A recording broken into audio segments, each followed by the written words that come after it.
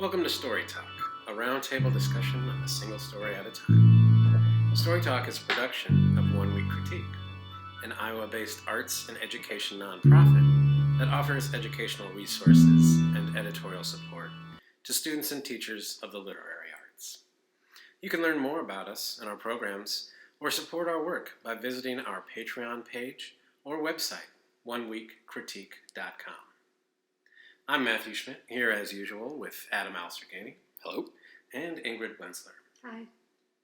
Today we'll be discussing Who Invented the Jumpshot by John Edgar Wideman from his 2005 collection, God's Gym.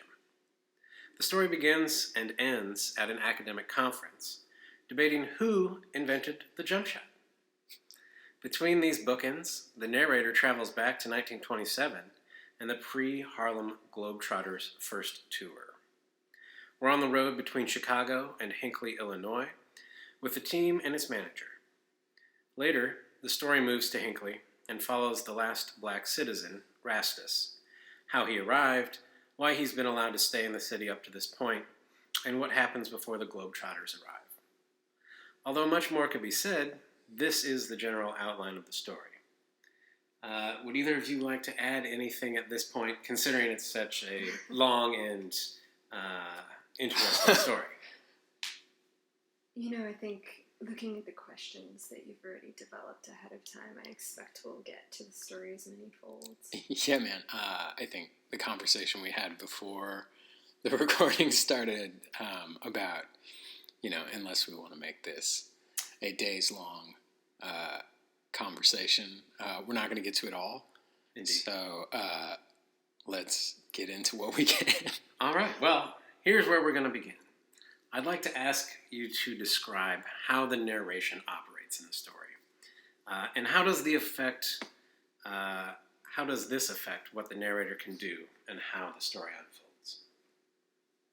Yeah, I think that's a really good, if broad, question about a story that's doing something, right? Like in some ways, I think how the story operates is on the surface deeply, deeply complicated, because what we have is a largely disembodied narrator about whom we know that he has played basketball in some capacity, that he is like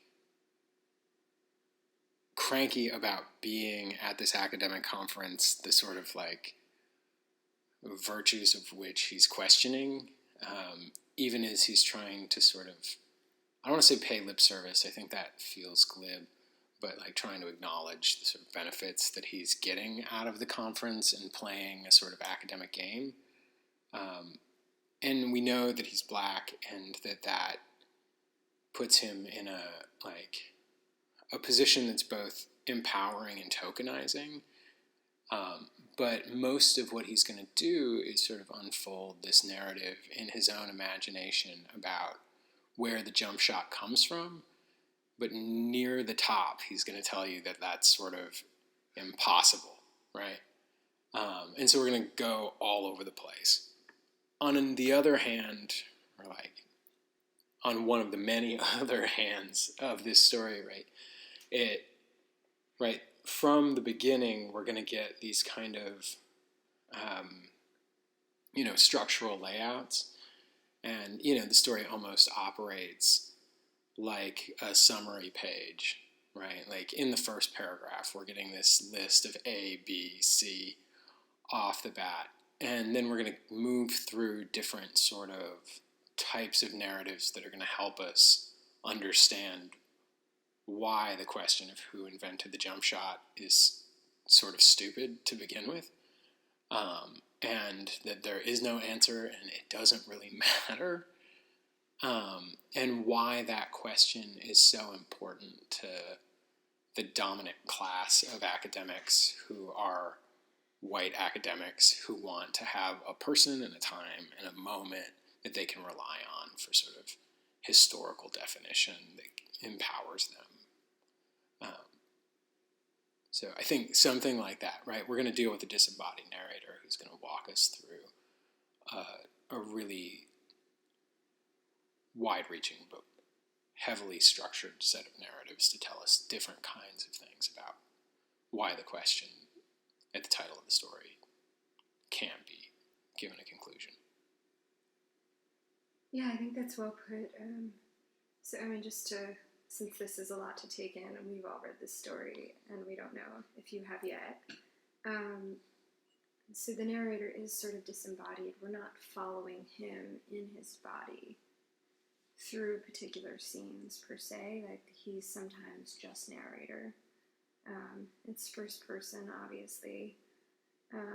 And, I thought I'd read just a couple passages from early on and then point to another moment to answer your question, Matthew, which I think is a really great one and crucial to understanding how this story moves. So, the first thing I want to read is, even though I've fired up more jumpers than all the members of the Association for the Study of Popular Culture combined, do you think anybody on the planning committee bothered to solicit my opinion on the shot's origins?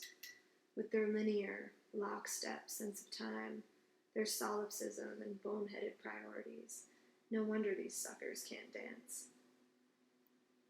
Let's quietly exit from this crowded hall in a mega conference center in Minneapolis and seek the origins of the jump shot elsewhere, in the darkness where my lost tribe wanders still. I hope that this little excerpt gives you a sense of the fact that, we're in this conference, but what the narrator does here is, comment on history very directly from the start and how it moves. And, the narration is sort of meta in that way, in that what we do in moving forward is we sort of dance through time. We turn around and watch time get inverted and subverted, and we kind of turn circles around particular events. We're not moving in lockstep. We're not treating history in this way in the story. Yeah. And we are actually time traveling in ways that are really direct.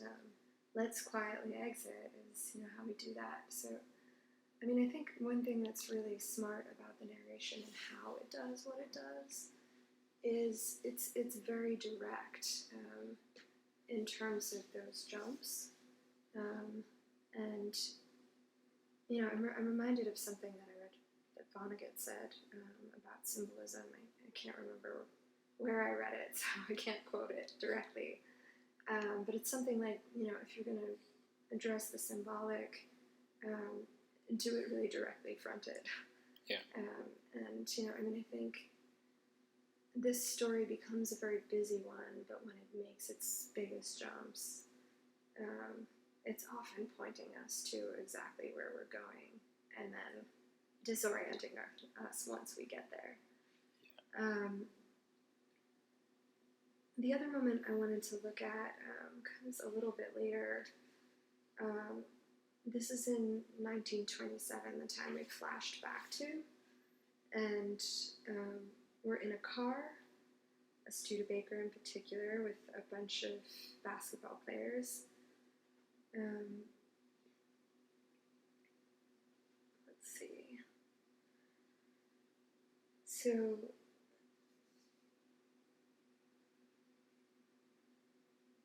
the driver's driving the players. He's the only white man in the car, and what the narrator says is, give the driver a break. He rides, eats, drinks with them. To save money, he'll sleep in the same room, the same bed, for Christ's sakes, with one of them tonight. He'll be run out of godforsaken little Midwestern towns with the players after they thump the locals too soundly, nearly lynched when Foster grins back at a white woman's lingering chessy-cat grin. Why question the driver's motives? Give the man the benefit of a doubt. Who are you, anyway, to cast the first brick? I think in terms of the narration and what it allows the story to do, I think because we're not sticking so strictly to scene and to following one character through time in a linear fashion, we do get a lot of commentary on writing itself and characters, that we wouldn't necessarily get in the same direct way in, you know, a traditionally realist story. Looks like he has a thought, and he's about to totally contradict me. No, I think I'm dubious of the idea that this isn't a traditionally realist story. Right, like I think it's, you know, it's heavily, like it has an epistolary quality about it, right? Like in that it's essayistic, right? The voice of the narrator is disembodied, but for the most part, when we get his body, it's a boy in a car with a bunch of other boys in a car, like farting up the car. But like, you know, we don't get him moving through Minneapolis. We don't get him sitting at the conference actually, you know, frustratedly debating. I think also on top of that, the story, it's actually written very realist. We're more aware because of that epistolary quality or that essayistic quality. There is a narrator with opinions, right? Like, which you get in other kinds of stories, right? Like, you know, and in that way, I think that's actually really important to the way that the story is told and how we end up, or how I end up engaging it. I don't know if everyone engages it that way, that like, in some ways, I think the story is able to do what it does by being slightly more fronted than most stories are about who's narrating. But I don't know that it's striking out into some impossible unknown space by having that presented in the way that it's presented, and minus the addresses to the reader that happen. I think it tells its story. It works a lot in archetype, and some of the characters have this kind of conscious function, but I don't. Yeah, I think it's. I think you're right, and I mean, as I was trying to figure out how to answer this question, you know, I mean, even what you said, that we don't see him in the conference, like we do know the color of the chair that he's sitting in. Right. So it's a funny story in that way, like difficult to describe, in that its approach to narration is unusual in terms of the way it treats time specifically. Yeah. Also in terms of the number of direct addresses, but you're right in that, like, in many ways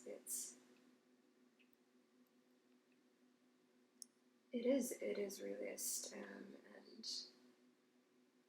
realist in many different senses.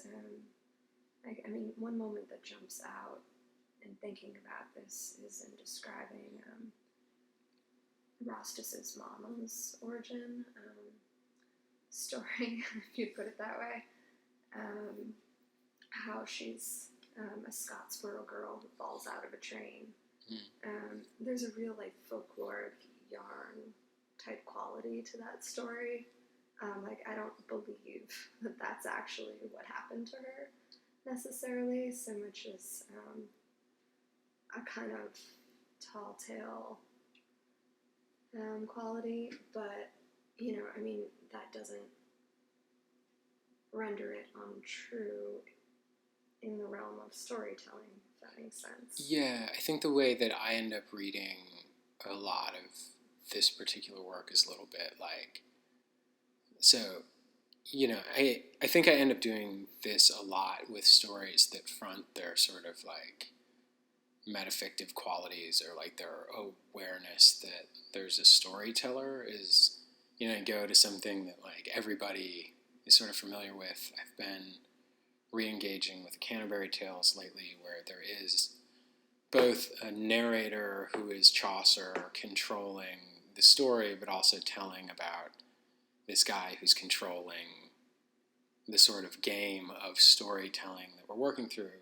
But I think actually what this story is more closely related to is something like, Nick Carraway and The Great Gatsby, right? Like, and that might be something worth like drawing our own attentions to, right? That like Nick is a character within that story, but he also does tell the imaginative stories about Gatsby. Mm. And those stories aren't less part of the narrative, they're part of how we understand the story that's being told, which is primarily about, in the case of Who Invented the Jumpshot, this proto-Harlem Globetrotters team trying to like make some money by doing exhibition games with like local teams. And right, like I think there's something about Nick Carraway that like I think disappears into people's minds as a storyteller or becomes a more reliable storyteller because he's the sort of waspy cat that like invented a certain kind of voice that we think of as the voice of authoritative fiction. And a big part of dealing with his story is recognizing the authoritative voice here is demonstrating that authority through these clear like biblical metaphors or a way of referencing like through the looking glass with a Chessy cat grin. And just because it's Chessy cat grin doesn't make that less that reference. And it's just that the articulations of that voice aren't necessarily the like voices we're used to thinking of as authoritative, which is part of the point of like sitting in a conference room talking about something when the person, if we believe the narrator, that like he knows about himself, that he's more engaged with this game than these other people who are thinking about American popular culture in an academic sense. And he's got something on them despite the fact that they're going to control that linear history and they're going to decide who the answer is. Yeah, I think that's a really smart thing that you're pointing out. And I mean, in terms of direct address to, I think it is a tonal thing and a register thing, and are we used to the voice thing in terms of the extent to which we notice it in Dostoevsky. You get lots of "dear readers!" exclamation point, and things like that. And we don't label that as proto-postmodern. No. It was a norm at that time. Yeah. And something that we see recur through literary history. So I mean, I think you're right to say that this story is unusual in its narration and very usual at the same time. So, we've talked about a couple different things here.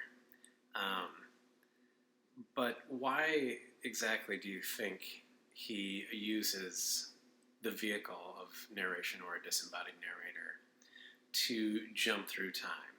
Right? Like, he simultaneously controls time and then forces it to do different things. And even at one point he says, like, I should have told you this earlier. Yeah. Speaking of, like, one of the instances in Hinckley. Because then it would have, like, explained these other things. But obviously this is a short story. Like, it could have been edited. Yeah. But, like, he purposefully does not do that. Mm-hmm. He purposefully, he pushes it to the back. And so we have, like, several different strands of narration going on, right? We have the car and what's happening on the trip from Chicago to Hinckley with the team. We have the bookends of the conference at the front and the back of the story.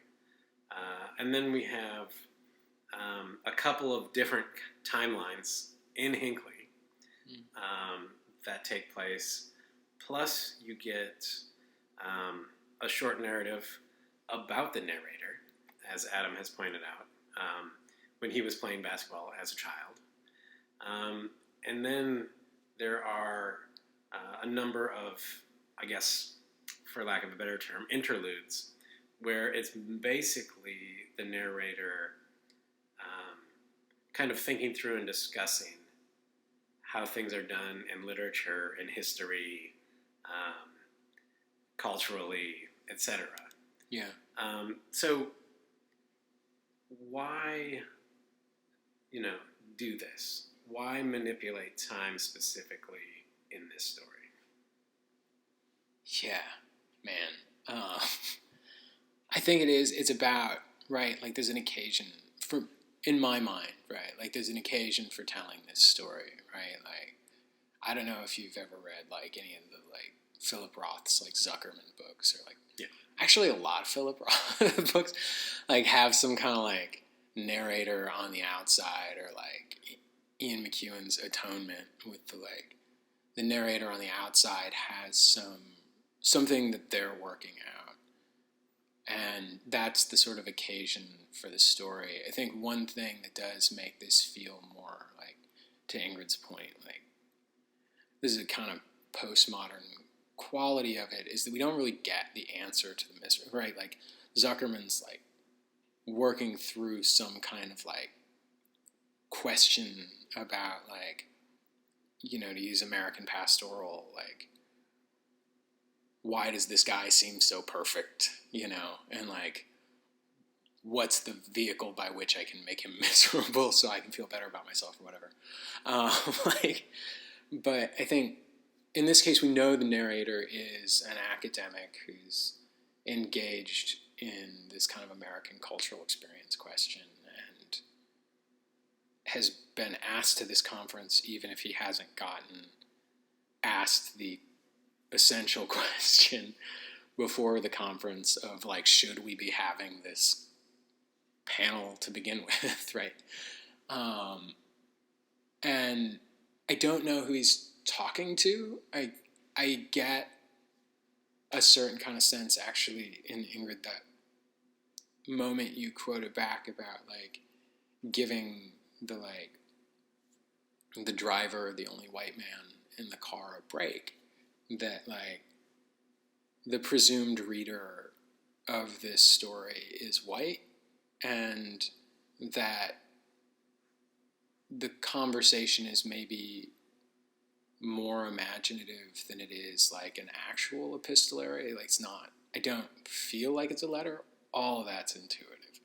But I think that some of that structure and movement is like a way of getting out the, if I got to say everything at this conference I fucking wanted to say, this is how it would come out. And like, like that narrator, I kind of assume would be sitting across the table, like Ingrid's sitting there watching me across the table, getting ready to go, oh no, like, actually I don't think this is like not realist fiction or whatever, right? Like,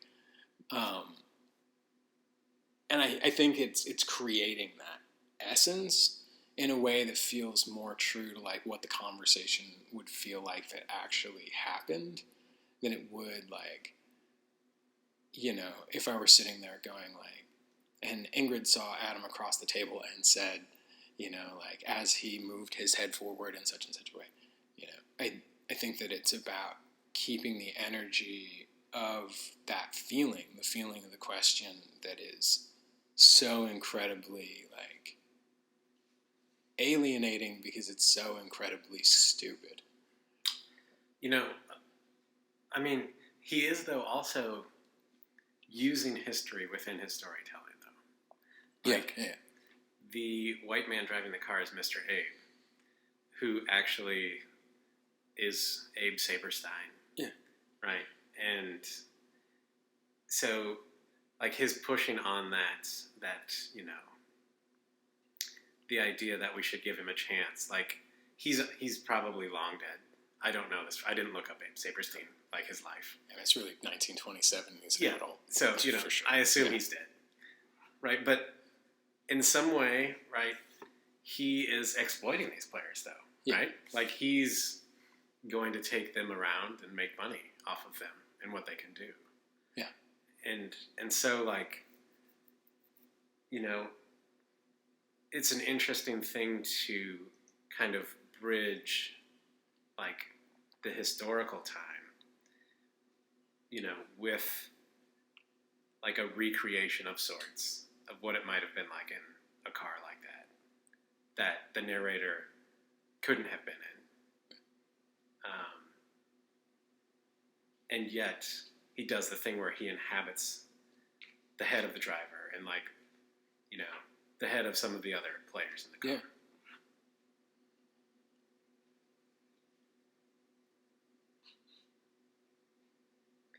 Yeah, I think, just to chime in here,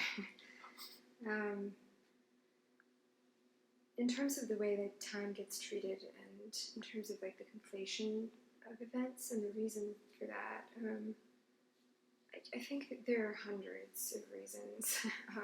You know, my lazy first answer was going to be looking at that lockstep moment that I quoted about history moving in a kind of linear fashion and about the story breaking that down, but that really is a lazy response to a very thoughtful question, in that, you know, just to take one moment where two events get, if not conflated, tied together. So in terms of the car scene, you have the promoter or barnstorming organizer, Mr. Abe, driving the players to Hinckley, right? And then later you get in a car that's interior is a lot like the interior of that car. The narrator's flashback to a memory he has of his own first coach chauffeuring him. So, I mean, I think, to me, when I sit with those two parallels and why use them, besides the link, I think, you know, it's a way of commenting on storytelling. It's a way of commenting on invention and how we invent as storytellers by drawing from our own lives. Yeah. But, you know, it really depends on what moment you're looking at. In terms of conflating things and tying them together, one that comes up again and again is eventually the car becomes a kind of Conestoga wagon, part of a wagon train, but also a clipper ship. Yeah.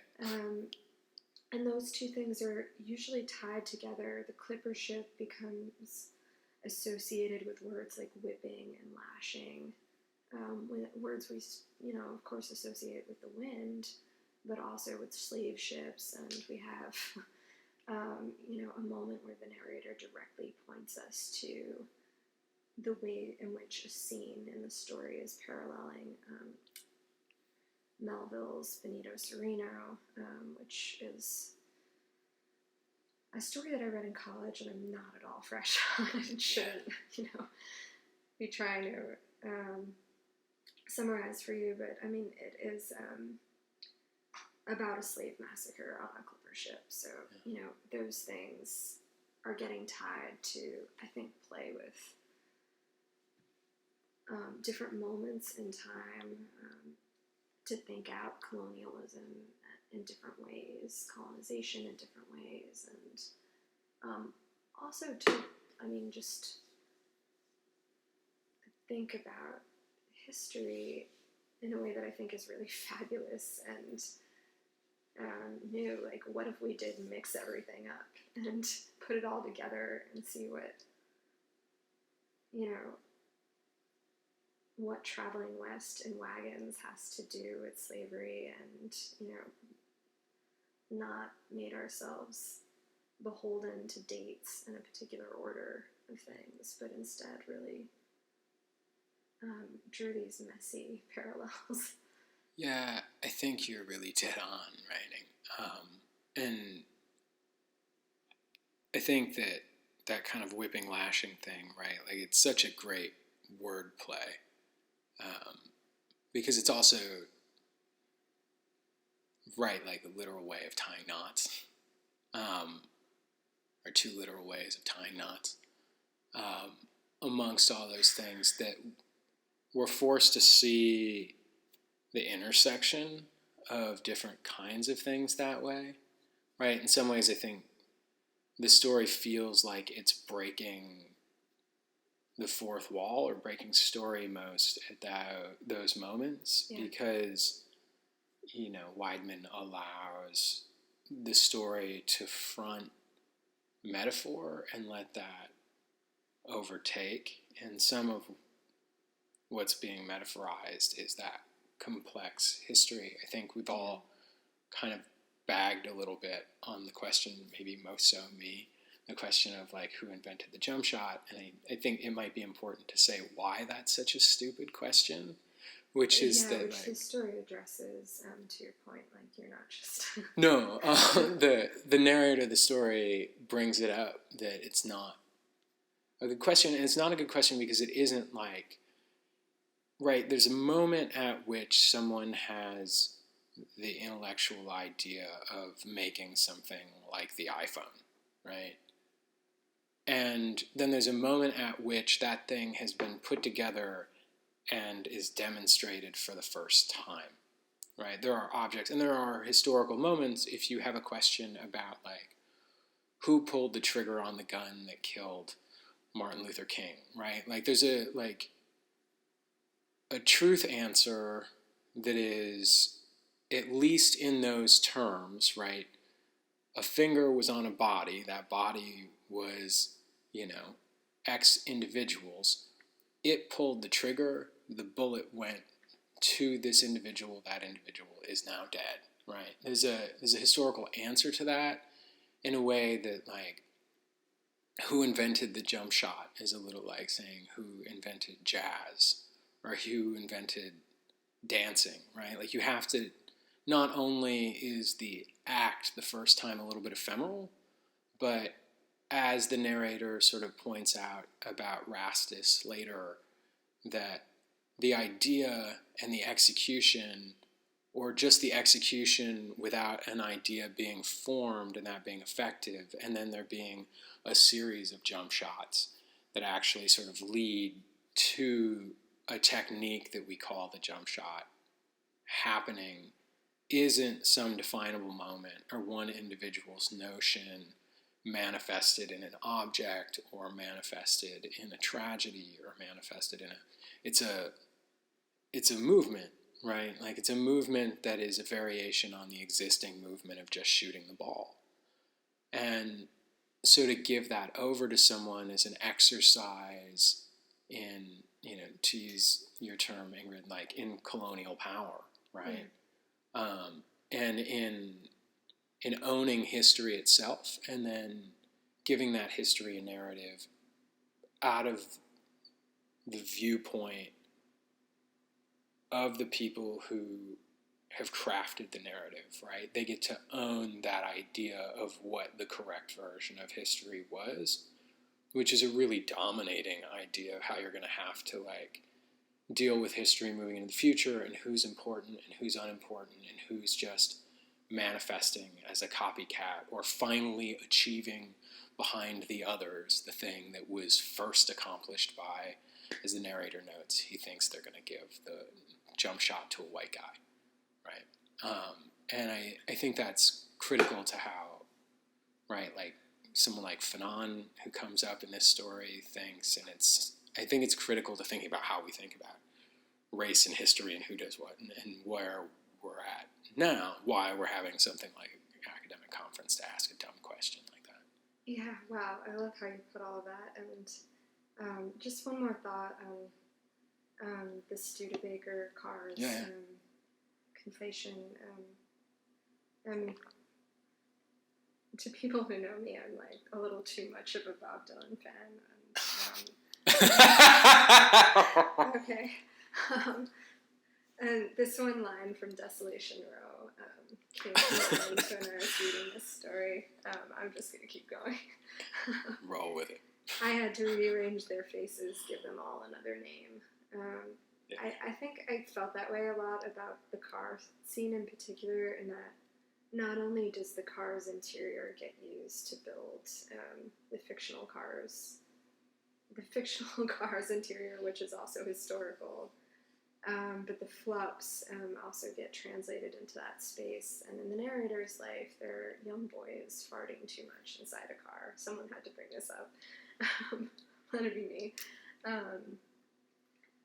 And in the fictionalized Studebaker, it's, the car is driving through a snowstorm, and there's a worry about the flup, and also an association with the flup of a heart and a heart murmur. And I think it's just this wonderful moment where on first read I made the connection. It's very direct, but I kind of went right by it, and then on second read, spending time with it and all the layers there, I don't know, I put a smile on my face looking at it. And just how much this story is playing with how some things' meaning can totally change in a different context. Yeah. Well, yeah, the use of language was going to be my next question, but Good, you've good, both good. really already answered it. I was... Oh no, don't skip it. I have you have more? He's got notes. Okay, all right, He's got notes. Well, I was just going to suggest that often with fiction, we don't look at diction as closely, often just because stories tend to be longer than these kind of podcasts allow time to really discuss, in depth, what the diction is doing. But we've already pointed out things like the Chessy cat grin, the lashes and the whipping, the floops, right? All of these things, right? And one of the quotes in the book is, quote, "Once you learn a language, do you speak it or does it speak you? Who comes out of your mouth when you use another's tongue?" End quote.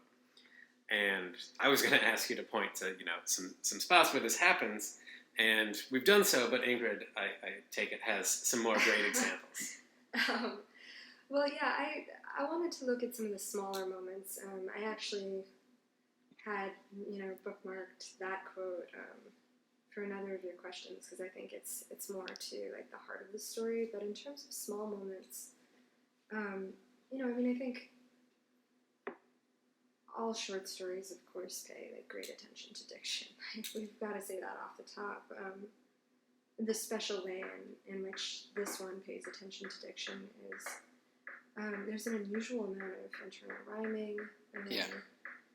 There's an intense play between the colloquial and the lyrical.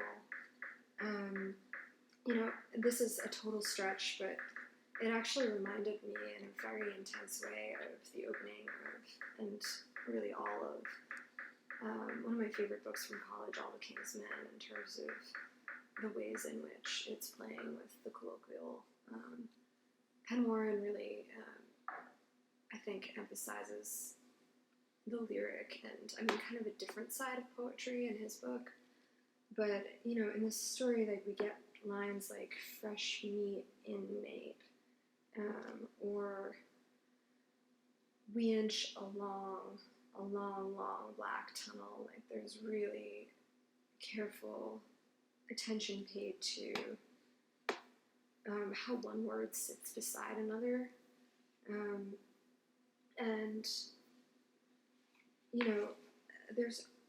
there's song at times. This was a moment, I saw this and I was like, wow. Let's see if I can actually find it now. Yeah, here we go. Top of page 746 in our book, which is contemporary American short fiction, selected by Joyce Carol Oates. So it's one more job, just one more and I'm through, out of here, trotting with the globies or flying on my own 2 feet. I'm getting out, giddy up, yay, tell folks it was Rastus singing this sad song, now Rastus up and gone. On second read I was reading along and I was like, wow, that's the chorus of a song, and there's so many moments like that. I think that's one way in which this story's diction is kind of special in its own.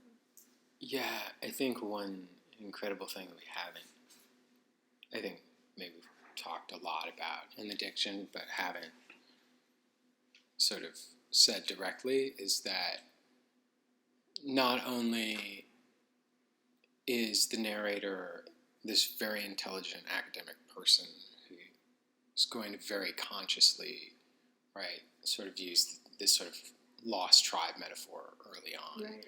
that's going to then sort of come back around when he, like, comes back to look at Mr. Abe and, like, throw the story forward toward the Holocaust and, right, that sort of thing.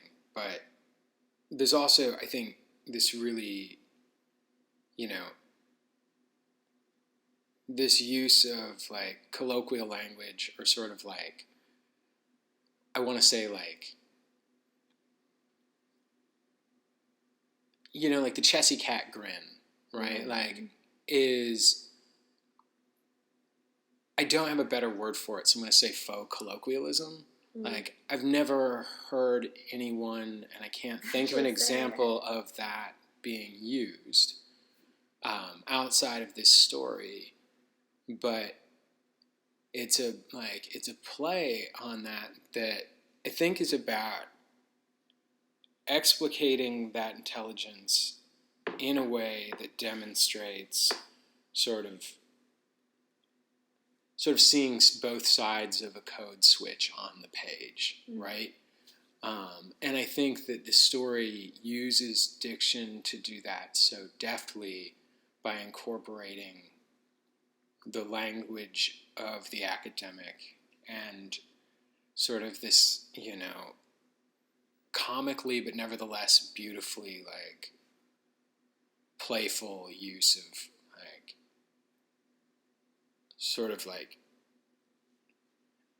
well, all kinds of things, right? Like, this very old school kind of caricature, like, black voice, like, that Ingrid just quoted, and then, like, also, like, these moments of more just conversational language.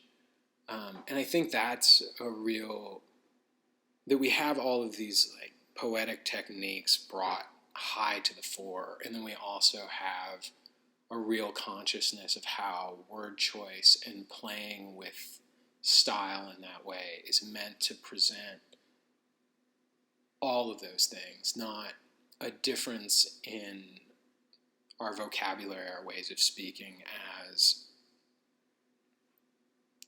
failures or as inadequacies, right? Like, I'm always so cranky with people that get cranky about, you know, how to pronounce things, right? Because you're always wrong somewhere, right? Like, even in the same language, right, in the same race of people, if you get far enough away, you're wrong somewhere. And I think that bringing that out, but also bringing out Adam, the memoir. Yeah. You're always wrong somewhere. And then there's also all this stuff going on that's really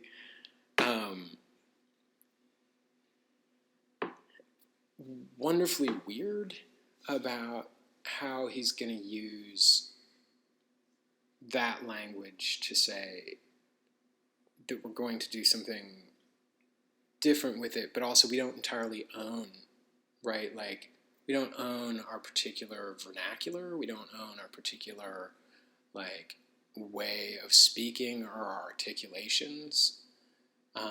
And, right, like, we also don't, you know, always, we're not 100% conscious of our own stories, right? Like, I know that I often say cat as a way of saying, like, a person, which I didn't grow up hearing people say. I, like, played jazz music for a long time, and people in affected ways said that until it became so much part of my language that I say it not thinking about it.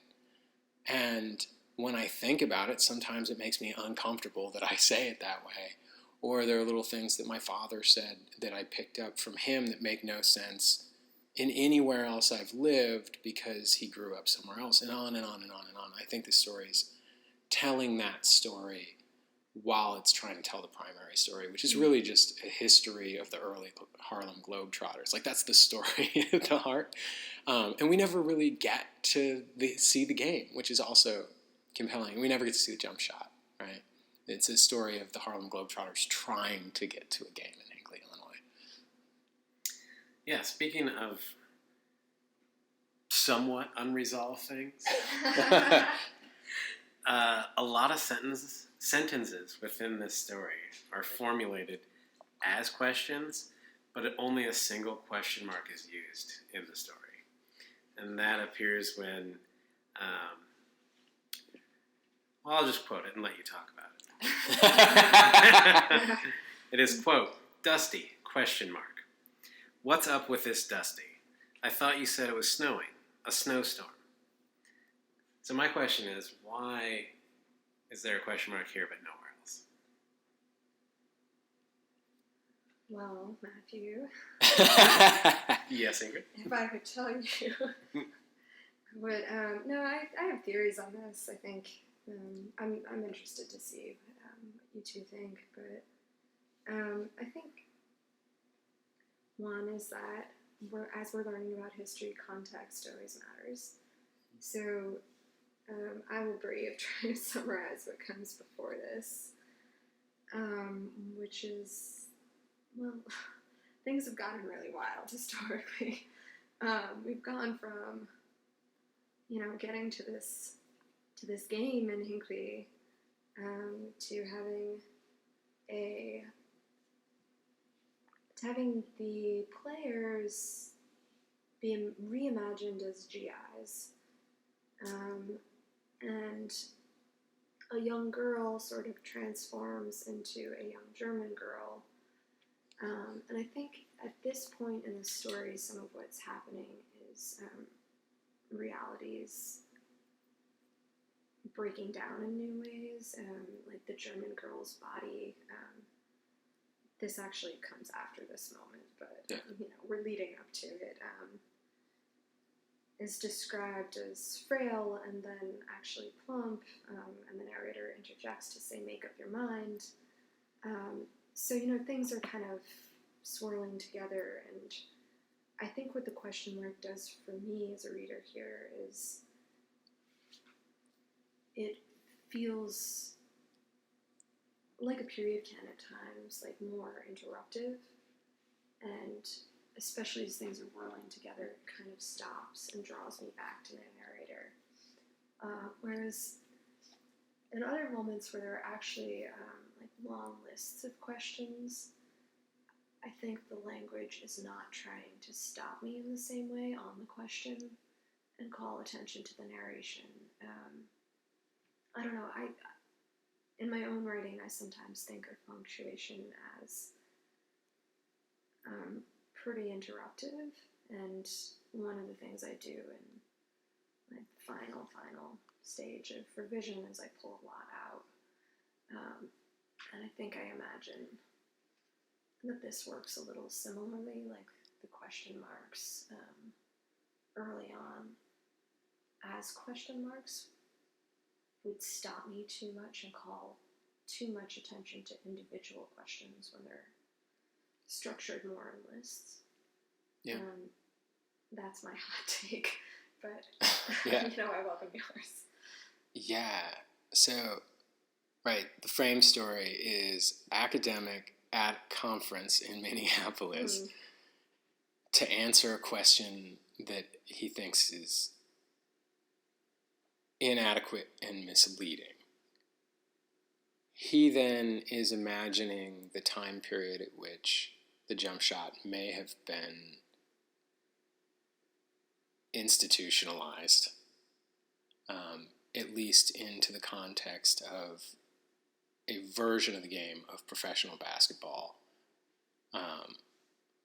And so he's telling the sort of dominant flashback story, which is an imaginative flashback story based on something that he does know about how the Harlem Globetrotters formed. And that's being told along the way. And then we move into his real life, and we move into his imaginations around the thing. And then there is a fairly fronted subtext of the way in which narratives are formed and the voices we use to tell those narratives and which ones become dominant. And I think out of that, we see different ways in which you might make an argument for who invents the jump shot. In fact, Rastus is going to, in his narrative, right? Rastus is going to almost invent the jump shot before he incidentally almost invents the CPR, right? And it's a little bit of a dark humor joke, but I think that one of those ways, if you've ever sat through one of these really tedious academic conferences where people have this kind of conversation, right? Like someone's going to sit there and say, well, the evidence for the jump shot being invented by so-and-so is this, and we know this because of this extant diary that we found from this person. It's as if like someone writing down that they invented the jump shot or that they knew the person who invented the jump shot. I mean, it's like talking to your drunk uncle at a family reunion, right? Like he played in the like most amazing football team of all time or whatever, right? Like, and so on and so forth. But because there's something on paper, some academic will use it because they get some kind of academic professional. They get to put their name as the person who identified the person in the jump shot or whatever, right? We actually don't hear from the white academics very much, although I think one fair interpretation is all of this is the imagined conversation the narrator would like to be having with the white academics, right? Wow. And it's yeah, I like that because of the interruptive quality. Like, I was just reading this to myself. Sorry. Yeah, no, you're fine. Go for it. The interruptive quality over here. Yeah. It's also, the one question mark, the one question is also italicized. So, the line that comes before is eats till she falls asleep. This is the little German girl and keels over in the dusty street.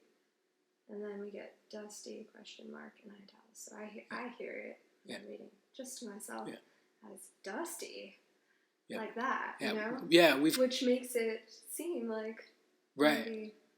I think we've clearly conversation has come alive. I like that. Yeah, we've gone off into fantasy land, and the academic telling the story knows that we've gone off into fantasy land, and some ignorant white motherfuckers like listening very attentively for the point that he can come in and argue the point. Like that's what's happening. The question is, some dumbass is trying to argue the point at the point in the story where it least matters. No. I like it.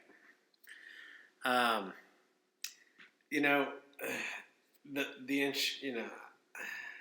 hate it when I say interesting all the time. When there's clearly a better word.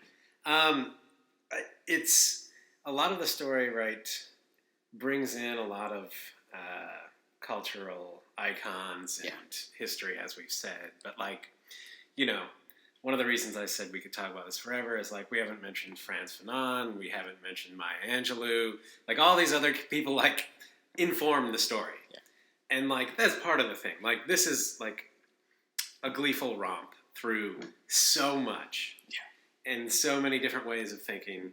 And I guess, one of the questions I have, I'm going to kind of put two together, is do you need to know a certain amount of information to really get all of this story? And by get, I mean understand to a certain extent. Or is this story asking something of you? And what would that be? Well, I think my feeling about it is that what this story has is so many wonderful rabbit holes that you can go down, but I think for the most part, it makes its references clear, and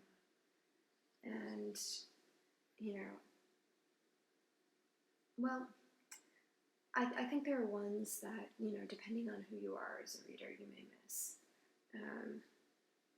but I think for the most part, things are on the page, and what you'll get is these rabbit holes that you can choose to go down,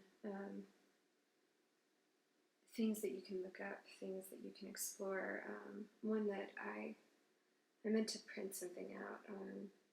I saw that Rostus's mother is referred to a Scottsboro girl, and I ended up looking up the Scottsboro boys and seeing that, that did align in a number of ways. And, I was really excited to see that.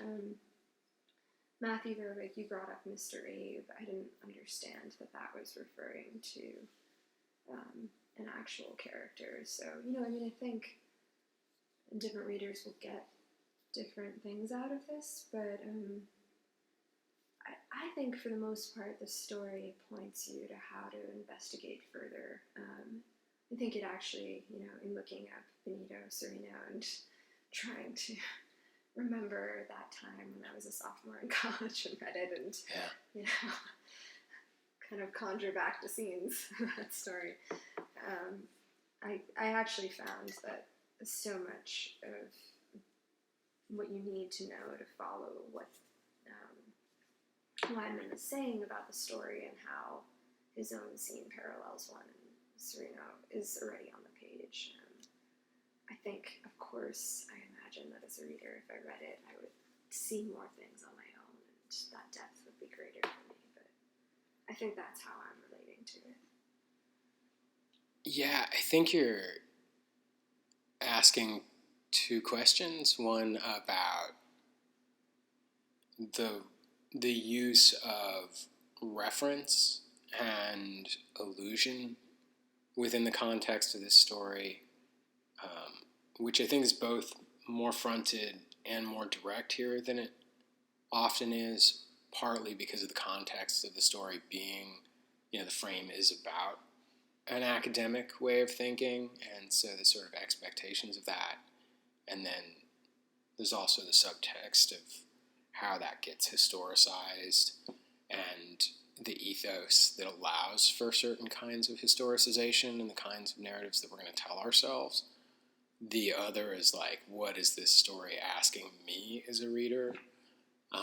I think, is someone who floats around academic circles from time to time and reads dull-ass books all the time, right? Like, I'm reminded of, driving with you, Matthew, fairly recently, and, going off about, reading Heidegger and being like, da-da-da-da-da-da-da-da, and you being like, yeah, man, I get it, we're all gonna die. Right?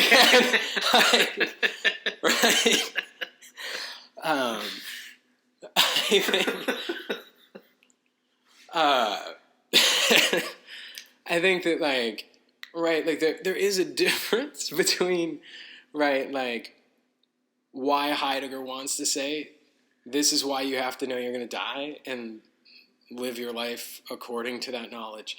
And, what that is for most people in most times, including, most of the people in Heidegger's life and circles, which is that, you're going to die and you got to live your life and you can't just, constantly be, trying to sort out Kant in the original, And, you couldn't make a life that way, right? And I think this is Wideman's such an incredibly intelligent writer, and this is such, this is a story that is putting that to the fore and putting his, vast sort of, encyclopedia of different kinds of literature and academic writing out for you to see.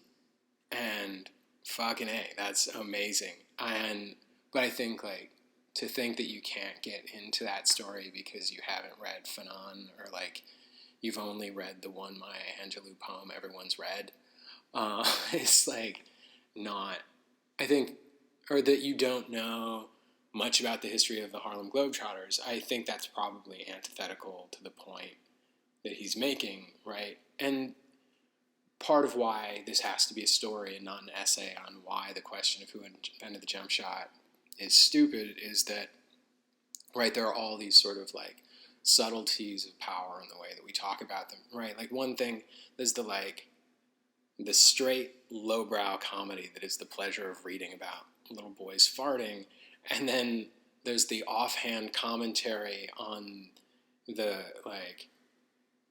high carb, low cost diet that they're eating that causes those farts to be exceptional. And I think that meeting point there, right, says so much more to me than any academic article I've ever read on race and financial inequality in this amazing little moment. And I think that this story is asking me to, if I want to engage the context of literature and academia that reinforce racist ideologies, but also just stupid ideologies, right? I think race is so critical to this conversation, but if you stripped it away, who invented the jump shot is still a dumb question. And I think it's asking me and you and everybody that reads it to look at that and say, okay, and also I'm complicit in speaking that language and presenting that language to people.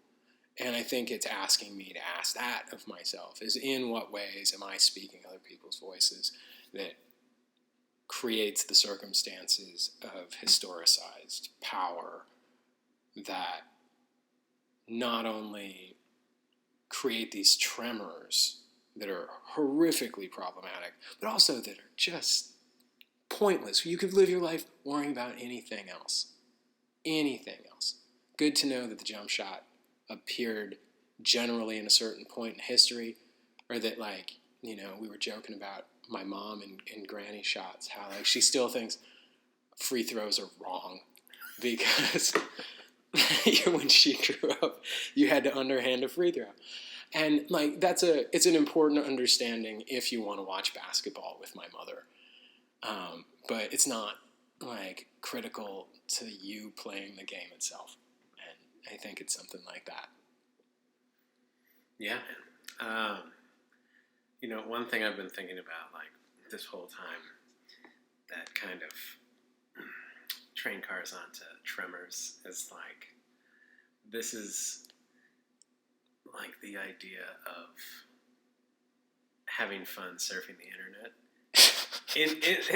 in the respect that he offers so many links that you can click down, and I believe, Ingrid's talked about this a little bit as well, the different rabbit holes that you can go down to, look some of these things up.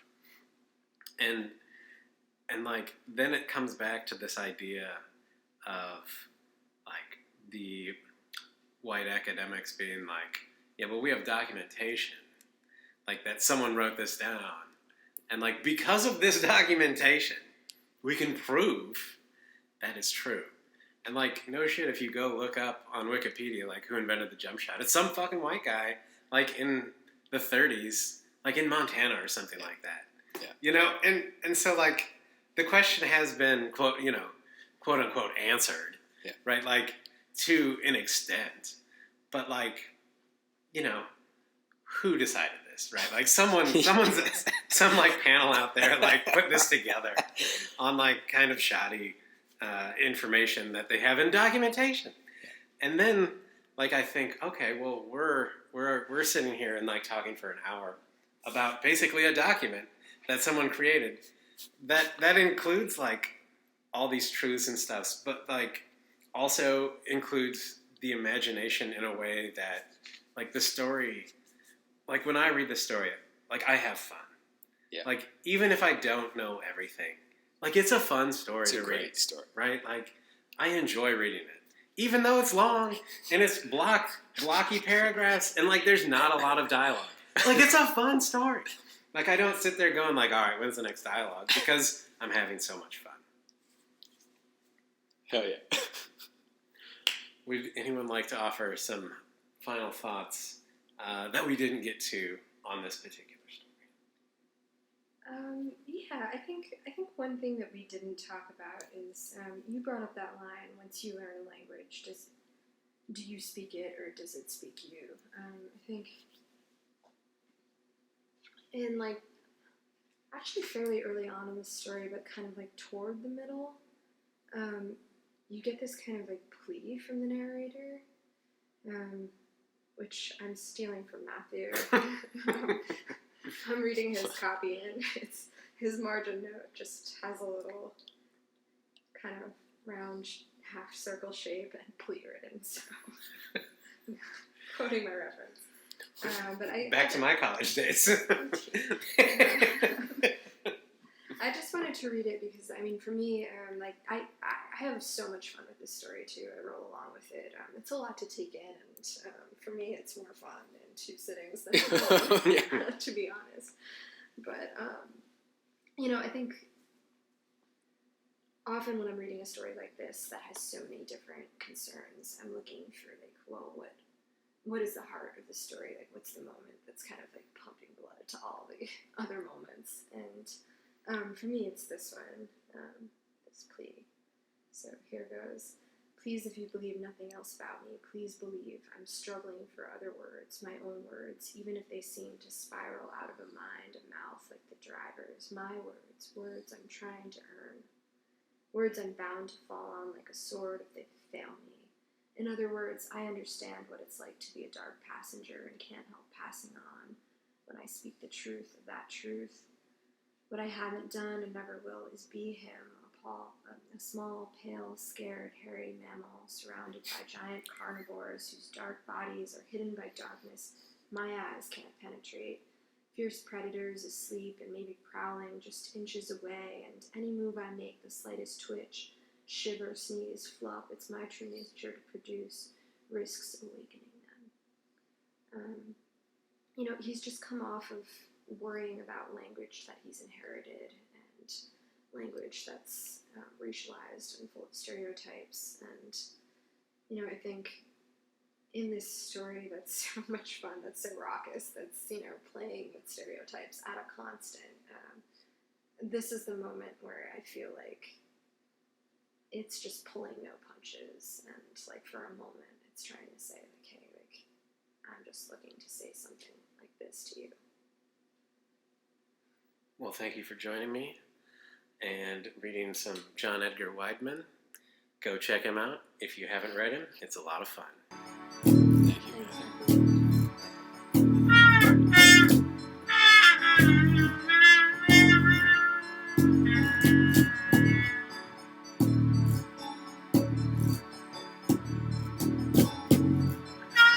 Thanks.